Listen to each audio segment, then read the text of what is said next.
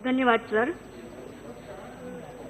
महापत्तन प्राधिकरण विधेयक 2020 इसका समर्थन करने के लिए आज मैं सदन में बोल रही हूँ। आदरणीय अध्यक्ष जी, हमारा देश एक द्वीपकल्प है, यानी कि हमारे देश की तीनों बॉर्डर पे समुद्र है और एक बॉर्डर पे लैंड है, यानी कि हिमालय पर्वत है। ये समुद्री किनारा का सही तरह से उपयोग हमारे पूर्वजों ने भी किया था।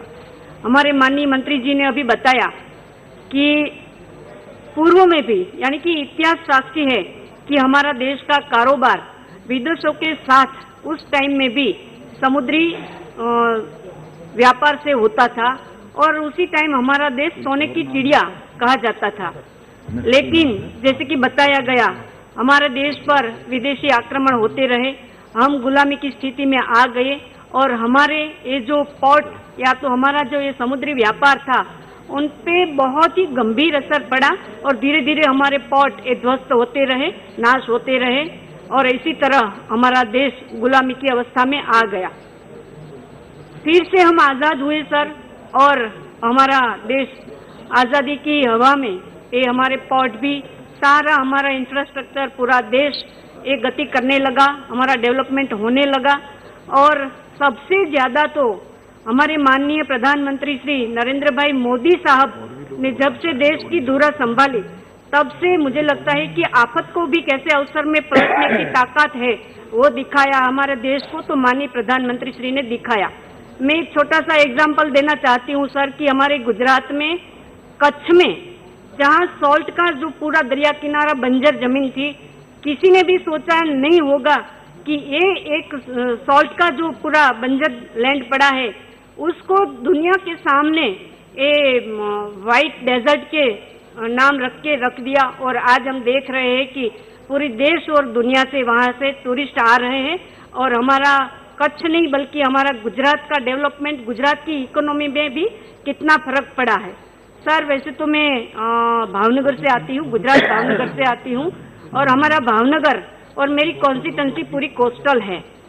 इतिहास साक्षी है कि हमारा घोघा बंदर जो है वो वहाँ से बहुत बड़ा कारोबार होता था और हमारी गुजराती में एक कहावत भी है, लंकानी लाडी अने घोघानो वर, यानी कि मतलब कि हमारा सामुद्रिक संबंध कितने अच्छे थे और हमारा व्यापार कैसे चल रहा था, ये कहावत से हम सोच सकते हैं।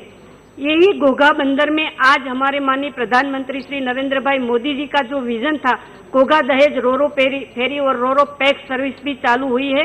इससे हमारे भावनगर का ही डेवलपमेंट नहीं, पूरा हमारे सौराष्ट्र का डेवलपमेंट इससे हो रहा है। और दूसरा सर, एशिया का सबसे बड़ा अलंग शिप ब्रेकिंग यार्ड भी मेरी कॉन्स्टिट्यूंसी अलंग में है।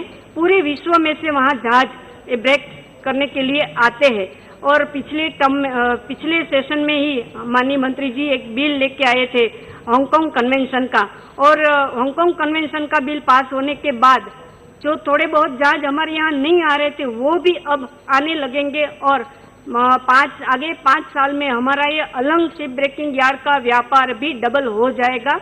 ये हमारे भावनगर डिस्ट्रिक्ट की lifeline Alang ship breaking yard है। सर हमारा भावनगर में भी 2 पोर्ट है, एक ओल्ड पोर्ट है और न्यू पोर्ट भी है।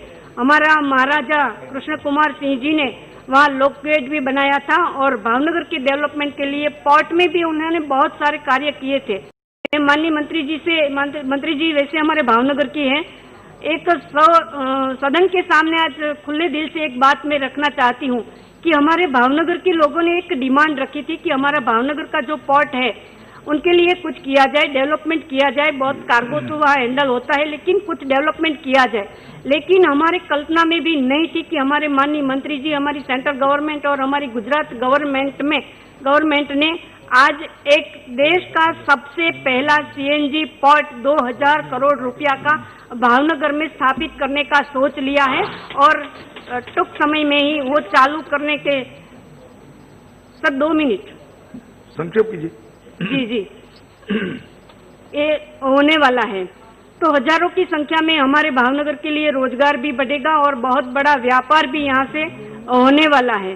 सर मैं आज जब मुझे बोलने का मौका मिला है तो मैं कुछ डिमांड भी रख रही हूँ आज हमारे सरकार के सामने कि हमारा जो भावनगर का न्यू पोर्ट है उनमें ड्रेजिंग की बहुत बड़ी समस्या रहती है, तो बार बार उनकी ड्रेजिंग किया जाए जिससे हमारा पोर्ट और हमारा जो ट्रांसपोर्टेशन है वहाँ से वो अच्छी तरह से हो सके। हमारे महाराजा ने जो लोक गेट का निर्माण किया था उसका भी नवीनीकरण करने की अब बहुत ही जरूरत है।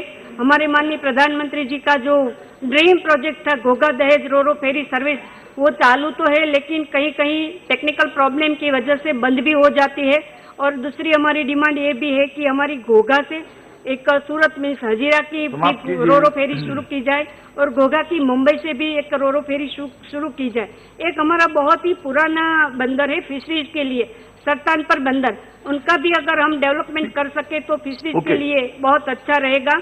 हमारी एक कंपनी अल्कोक एशडाउन सर, वहाँ छोटे मोटे जहाज तो बनते थे और लेकिन नेवी के जहाज भी वहाँ बनते थे, लेकिन किसी न किसी कारणों अब ये बंद हो गया है। मुझे लगता है अब तो सेंट्रल गवर्नमेंट ने हैंड ओवर कर लिया है, लेकिन ये अल्कोक एशडाउन भी ये फिर से कार्यरत हो।